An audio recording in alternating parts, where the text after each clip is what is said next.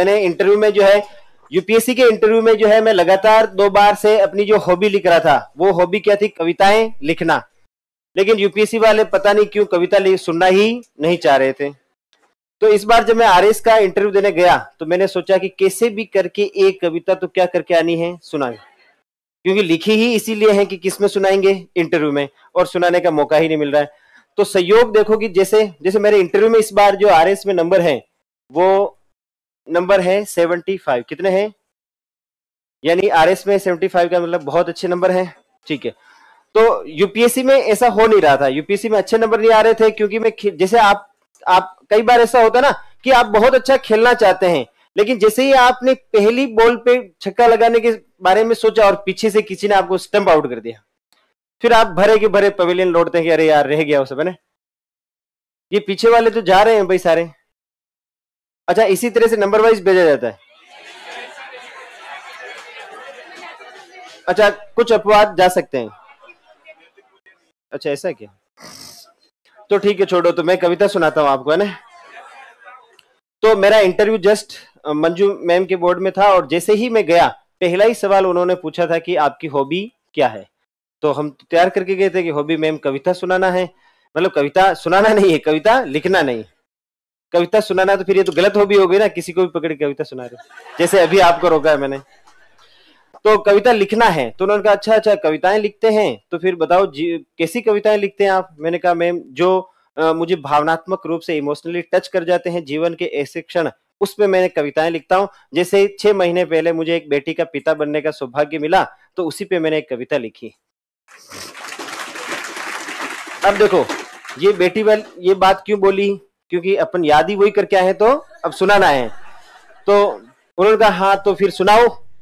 तो वो कविता मैंने उनको सुनाई, थोड़ी लंबी थी, लेकिन कविता क्या थी आप सुन के बताना है ना कि कैसा रहा होगा माहौल। तो कविता ऐसे थी कि जिंदगी धूप और छांव की उपमा ही नहीं, एक तेरे होने का एहसास भी है। अब दुनिया इतनी छोटी भी नहीं कि उसे मुट्ठी में दबाकर तेरी जेबों में भर दूं, या तारे इतने योग्य नहीं कि उन्हें तेरे लिए जमीन पे उतारूं। सुनाना मैं तुझे परी कथाओं की कहानियां भी नहीं चाहता, नहीं चाहता कि तू मेरी ही तरह सोचे, बोले और गुनगुनाए। वैसे तो कहने को रंग दुनिया में क्या नहीं, पर जो तुझसे कहना हो तो बस यही कि तेरी मासूम हथेली के स्पर्श से जो मुझ में संजीव हो उठा, उस जीवटता को जीने के लिए स्वागत है बच्चे।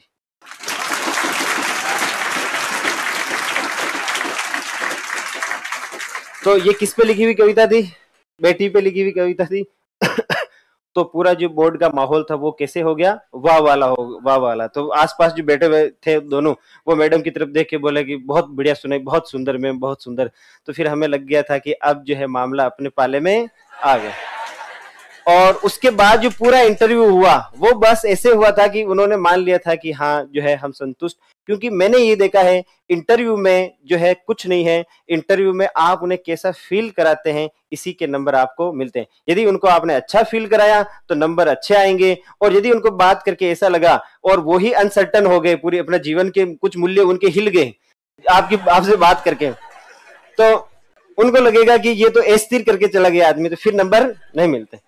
तो मैंने ये देखा कि जैसे आप अपने दादा दादी से बात करते हैं सुर में सुर मिला के, ज्यादा विरोध नहीं करते हैं, पोलाइट तरीके से, विनम्र तरीके से, हाँ आप सही कह रहे हैं लेकिन ये बात ऐसे होनी चाहिए, इस तरीके से जब आप बात करते हैं तो इंटरव्यू सही जाता है। वरना इंटरव्यू सही गलत, अच्छा आंसर बुरा आंसर कुछ भी नहीं होता। अगर आप इंटरव्यू को ऐसे समझते हैं कि वो सवाल फेंकेंगे भाले की तरह और मैं इधर से भाटा लेके मारूंगा, तो फिर इंटरव्यू क्या हो सकता है? बिगड़ सकता है। तो फैक्चुअली नहीं खेलना है। अपने इंटरव्यू के पहले ही सवाल से जो है उन्होंने मुझे ड्राइविंग की सीट पे बिठा दिया और कहा कि अब तुम बताओ कि ये देखो ये ऐसा है। तो फिर हमने जो है वही सूत्र बताए जो हम तैयार करके आए थे। तो हम पीछे सवालों के हर आंसर के पीछे एक क्या छोड़ के जाना है? सूत्र, जिससे पकड़ के वो नया सवाल उठा सके। यदि आपने इस तरह से आंसर नहीं दिया तो फिर वो क्या करेंगे? कुछ भी पूछेंगे जो उनको याद आएगा।